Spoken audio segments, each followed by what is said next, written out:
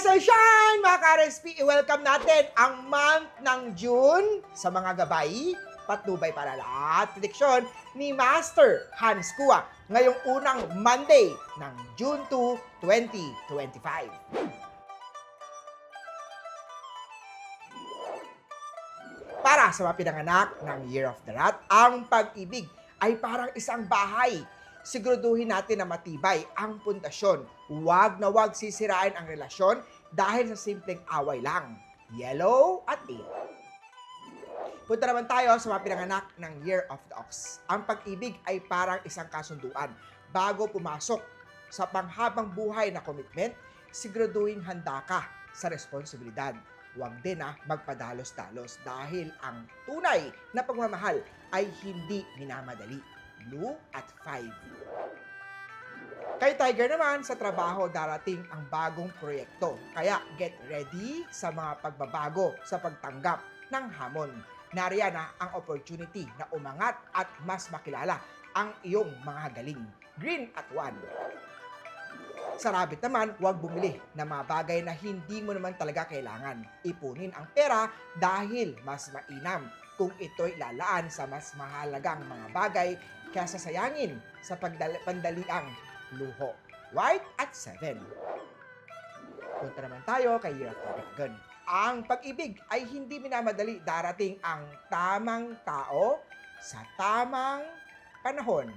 Huwag ipilit ang isang relasyon kung hindi ka pa handa o hindi pa handa ang puso mo. Think at 6. Sa snake naman tayo, ang pagiging maagap ay susi sa tagumpay.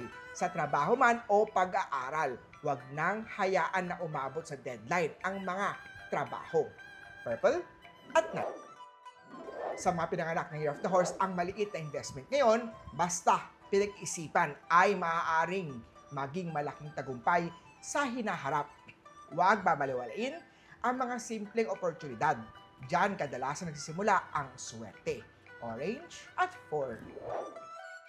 Sa mga Year of the Goat naman tayo, ang tunay na pagmamahalan ay hindi nasusukat sa laging magkasama, kung hindi sa kakayahang bigyan ng espasyo ang isa't isa. Sa tamang distansya, mas lalong tumitibay ang koneksyon.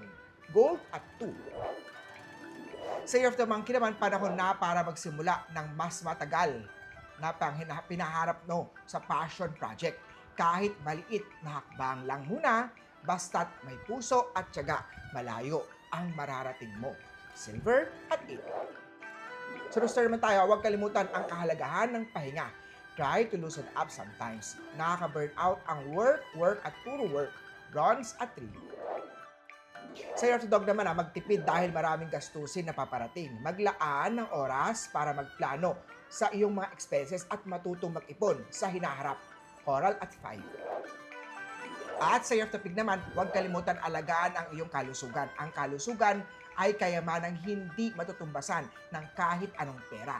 Azure at 6. Muli po, ito po yung mga gabay, patnubay para lahat. Prediction lamang ni Master Hans Kua. Nasa iyong mga kamay nasa lalay ang tagumpay. Kaya always be positive at i-claim ang mga swerte, mga ka-RSP.